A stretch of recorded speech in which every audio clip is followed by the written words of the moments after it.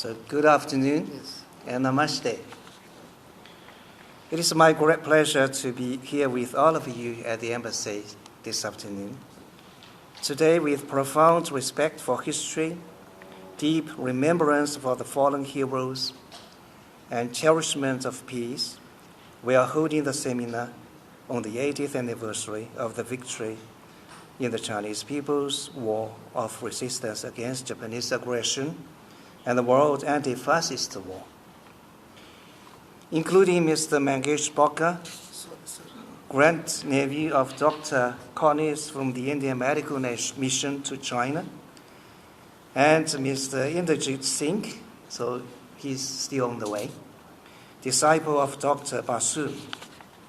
I would like to take this opportunity to extend my highest respect to the Indian friends who supported and helped the Chinese people in resisting aggression, as well as to all those who carry forward the spirit of war of resistance and continue to promote China-India friendship.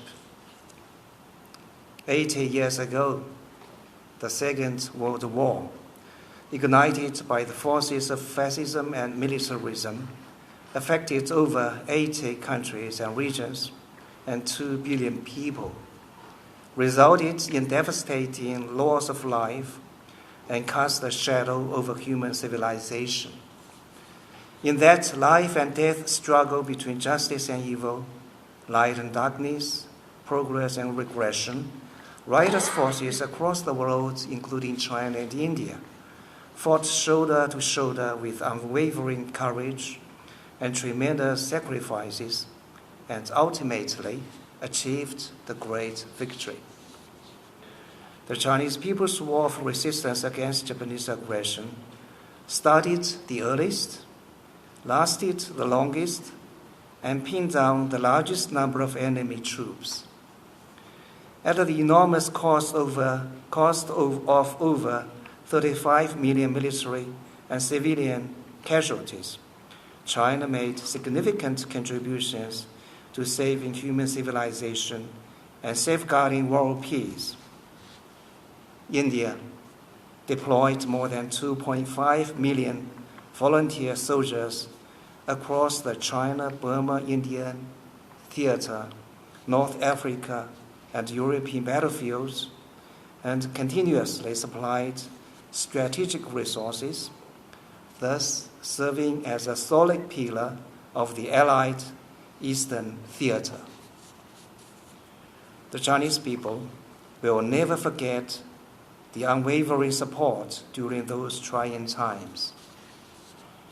The Chinese Expeditionary Force received training and logistical support in India. Large numbers of Indian workers participated in building the Lido Road, which broke Japan's land blockade of China. Indian citizens held many China Day parades and rallies in solidarity with the Chinese people. The great poet Rabindranath Tagore raised his pen as a banner and tirelessly voiced support for China and condemned Japanese imperialist aggression. He fervently wrote, "I pray that victory may be China's for the cause of justice and humanity." Likewise, Mahatma Gandhi stated, "My heart goes out to the people of China in deep sympathy and in admiration for their heroic struggle and endless sacrifices in the cause of their country's freedom and integrity against tremendous odds." The Chinese people will never forget the heroic assistance that traversed thousands of miles. In 1938, Indian Medical Mission, represented by Dr. Cornish and Dr. Basu, went to China in support of its war of resistance against aggression.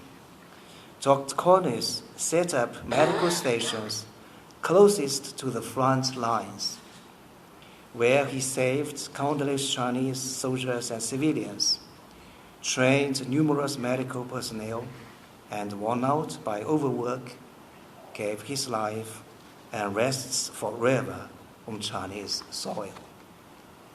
Dr. Basu committed himself in Yin'an for 6 years, introduced acupuncture to India, and devoted the rest of his life to medical exchange and friendship between China and India. The Chinese nation is a grateful nation that values friendship. To this day, many Chinese people spontaneously visit Dr. Corney's Memorial Hall to pay tribute to his contributions. Dear friends, history is a mirror, and the enlightenment it brings always reflects the present and illuminates the future. Last week, China solemnly held a commemoration of the 80th anniversary of the victory of the Chinese People's War of resistance against Japanese aggression and the world's Anti-Fascist war, aiming to remember history, honor fallen heroes, cherish peace, and create a better future. In his speech, President Xi Jinping pointed out that humanity rises and falls together only when all countries and nations treat each other as equals, coexist in peace, and support each other, can we uphold common security, eradicate the root cause of war, and prevent the recurrence of historical tragedies.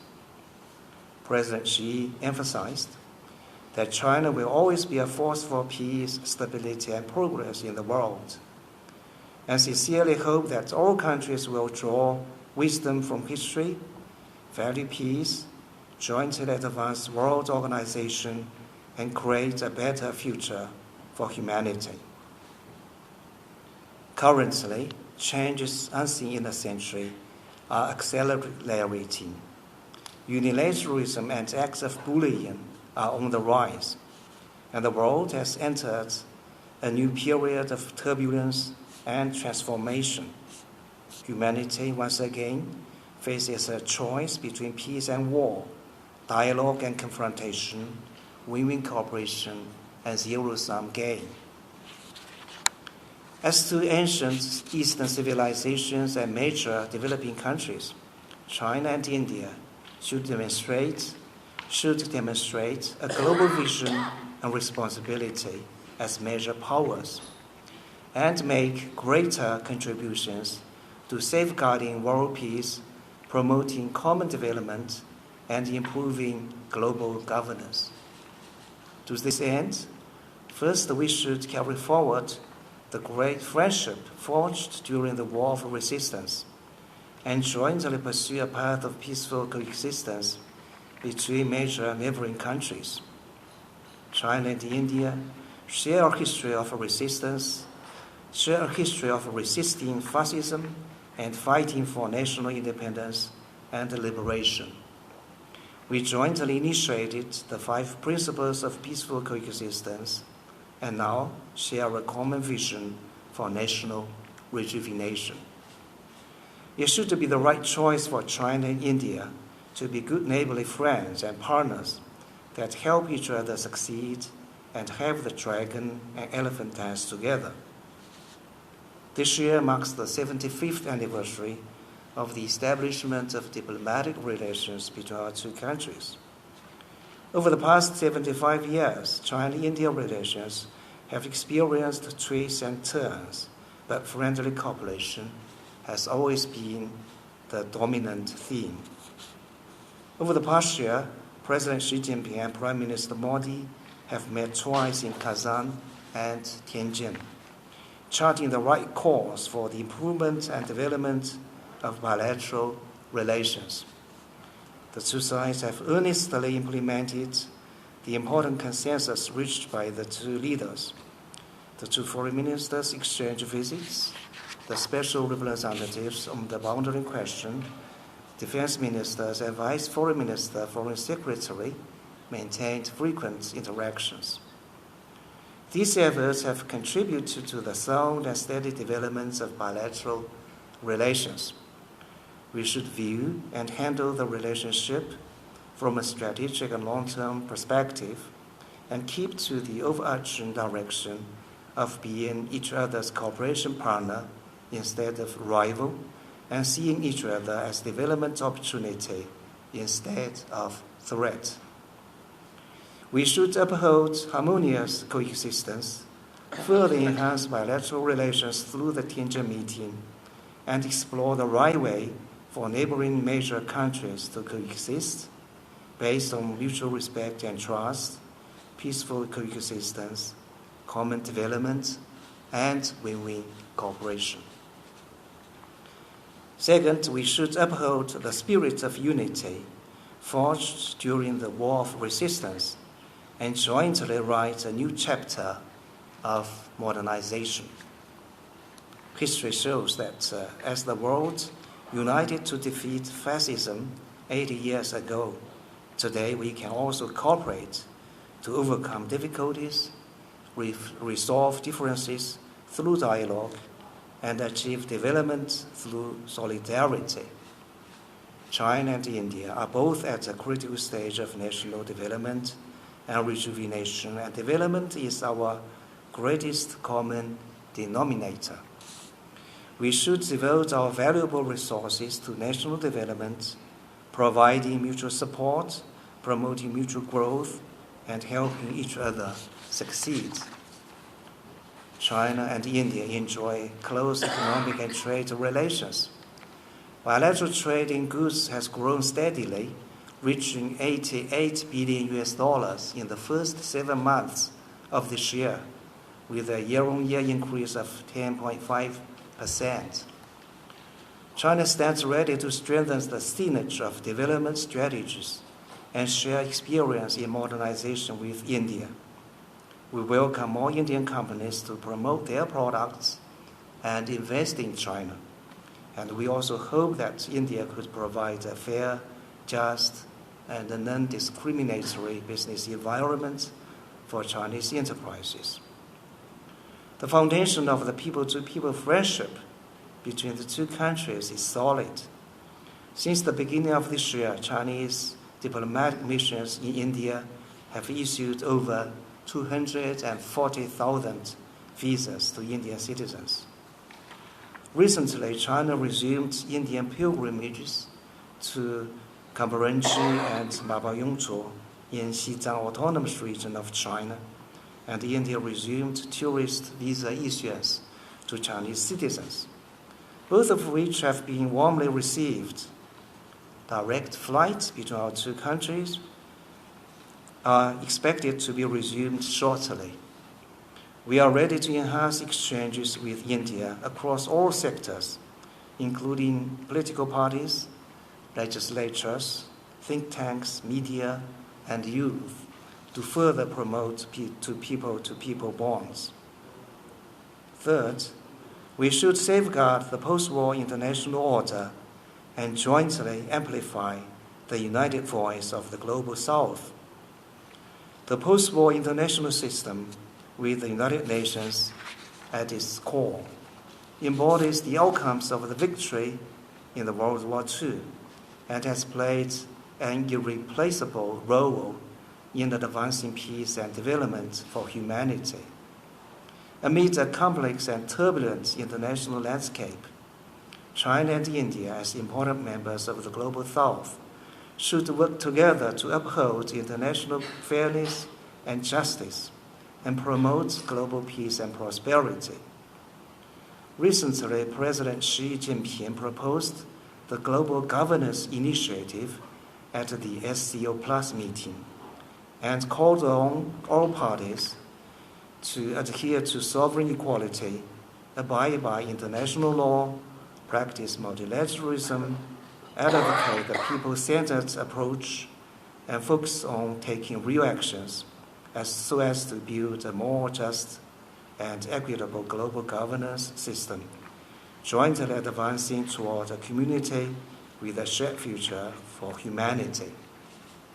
China stands ready to work with Global South countries, including India, to push forward the implementation of the GGI, promote a correct view of World War II history, practice true multilateralism, firmly oppose hegemony and power politics, and steadfastly uphold the international system with the UN at its core and the international order based on international law.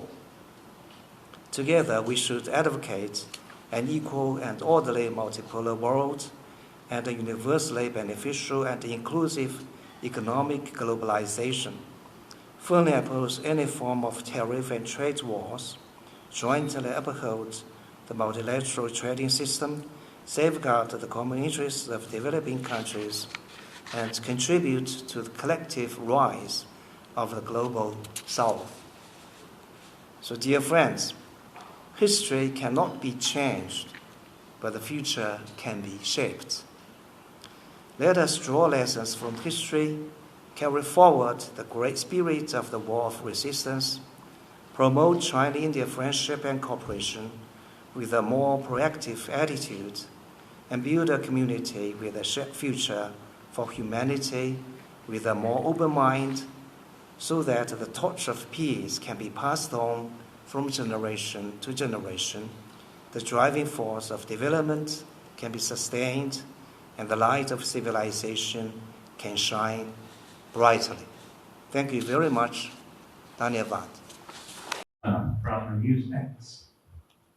Good evening, Your Excellency. Thank you for inviting me, and a very good evening to everybody who's present over here. My question is, in wake of the SEO Tianjin Declaration that was adopted, there was condemnation that had been expressed by all member nations to the Feihong terror attack that had taken place.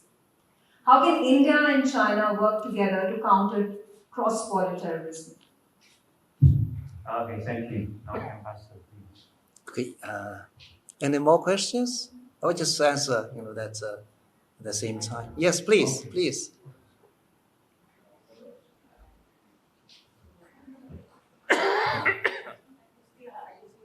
Yes.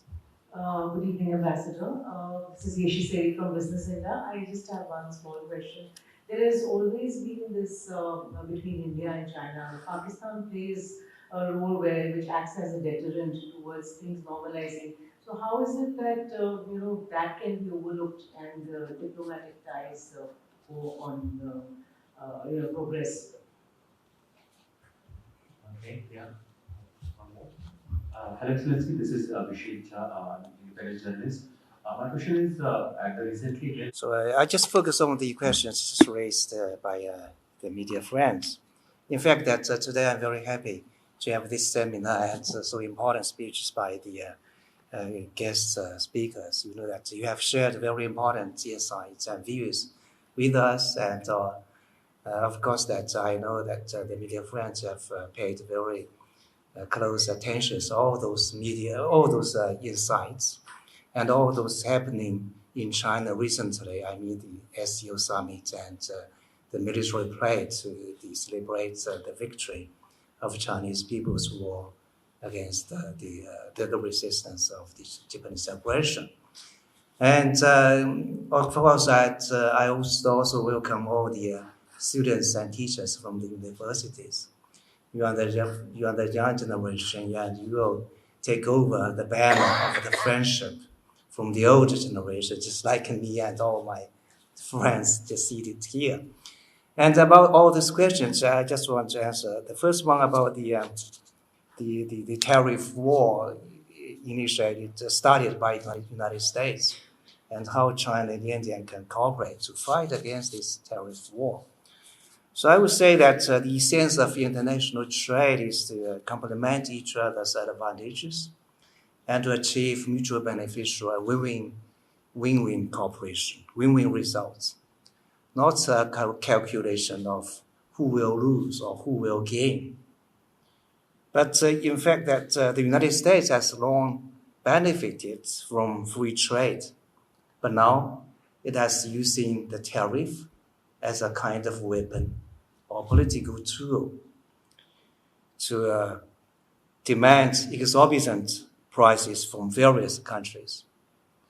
So the United States is imposing tariffs up to 50% on India. I would say it is unfair, unreasonable. China firmly opposes. And then under the threat of the tariff by the United States, how China and India, we can counter against that. First of all, I should say that China and India, we should strengthen cooperation in the economic trade fields. You know that we have 2.8 billion people. We have a mega-sized economy. We have mega-sized markets. And we have hardworking people. Our economy is very strongly complementary. You know that during the SEO summit, President Xi and Prime Minister Modi had a very important meeting. I just think that everybody has read out the results of the meeting. You know that at that meeting, President Xi just said that China and India, you know that we are at a very crucial stage of development and rejuvenation. And as the two biggest, at two very important emerging economies, China and India, you know that should focus on development and promote mutual support, mutual complementarity, and mutual success. So this is what President Xi told Prime Minister Modi. And then Prime Minister Modi just said that India-China cooperation will make the 21st century a genuine Asian century. So both of the leaders just stressed the importance of the economic cooperation between our two sides. So long as China and India just be each other's cooperation partner instead of rival, and see each other as a development opportunity instead of threat, great economic success will be achieved by us. And this is the first point I just want to share with you. And second point is that China and India should uphold multilateral trade.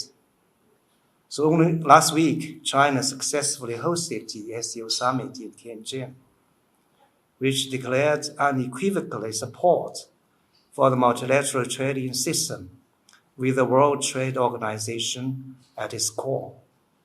So as to most populous developing country, China and India, you know that we are also very important members of the Global South. So we should oppose unilateralism, protectionism together, and inject stability and certainty into this turbulent world. So long as we carry out our cooperation in the above-mentioned two fields, so great potentiality will be fully tapped in the economic cooperation between our two countries. So this is about the tariff war started by the United States. And about the early harvest of the boundary question, you know that it's a very complicated and very important issue in the relationship between our two countries. You know that only within 1 year, President Xi and Prime Minister Modi had two very important meetings. Both of the leaders have reached a very important consensus on the boundary issue, that is to making joint efforts to realize peace and tranquility in the border area. So this is a very important consensus. And this consensus has charted the course and provided impotence for the improvement of bilateral relations and the proper resolution of the boundary issue. So according to this consensus, our two sides, I mean the working level, our two sides have kept very close interactions. Maybe you also remember only last month, about 3 weeks ago, Chinese Foreign Minister and Special Representative on the boundary issue, Mr. Wang Yi, paid a very important visit to India, and he had a very successful meeting with Foreign Minister Dr. Jaishankar and also the National Security Advisor, Mr. Dovell. And during these meetings, that the two special representatives of China and India on the boundary question, they reached, a 10-point consensus on the boundary issue. So both sides agreed to seek a framework for a fair, reasonable, and mutually acceptable settlement on the boundary question in accordance with the political parameters and guiding principles for settlement of the China-India boundary question, signed in 2005. And explore early harvests of boundary delimitation on appropriate sectors, and carry forward the process of border management and discuss de-escalation. So all those, that the de-escalation, the border management, and the early harvest have been fully addressed by the two special representatives on the boundary issue. And then maybe you will just, the concern about when we can realize this early harvest. How can we do it? I think it will be the responsibility of the WMCC, the working mechanism of consultation and cooperation. It will be their responsibility. But the early harvest should be the common aspiration of both our two sides. I personally also would like to see it be realized as soon as possible. But anyway, that China is, ready to work with the Indian side to properly address the boundary issue, and through friendly consultations, and according to the strategic guidance of the two leaders, and jointly maintain peace and tranquility in the border areas. So the third question about the escalation, that just now I've answered. And the fourth question is about the anti-terrorism. That China and India, both of us, we are victims of terrorism. And we share common interests in the field of counter-terrorism. In fact, that China and India, we have maintained communications on counter-terrorism through multilateral mechanisms such as the SCO, the BRICS. And only last week, the SCO summit adopted the Tianjin Declaration, in which the member states strongly condemned terrorism in all its forms and manifestations, and reaffirmed their firm resolve to combat terrorism.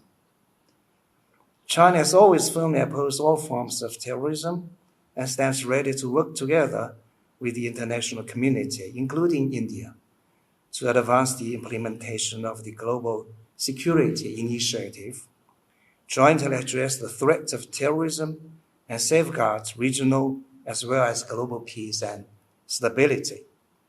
So, this is about the fourth question about the combat of terrorism. So we can, cooperate in this field between our two countries, because both of us, we are the victims of the terrorism. About the third party in the relations, the fifth question, the third party of the relations, that China and India in our foreign policy. That both India and China, we advocate independence, foreign policy, and our relations, bilateral relations, will not be influenced by any third party. And of course, that the foreign policy of our two sovereign and independent states will just to preserve the interests, national interests of ourselves. And of course, when we carry out our cooperation, the mutual beneficial measures must be adopted between our two sides. So as to independent states, you know that not only Pakistan, but also the United States, I don't think they will create any influence in our foreign policies. When we develop our bilateral, I mean that China, India, and develop our cooperation. So then about the military parade on 3rd of September. So so far as I was told that your ambassador in Beijing was invited to attend that celebration. And of course that many states, that heads of and presidents of many countries, they also invited to attend, to witness the ceremonial events on that day. So thank you very much. These are the answers. Thank you.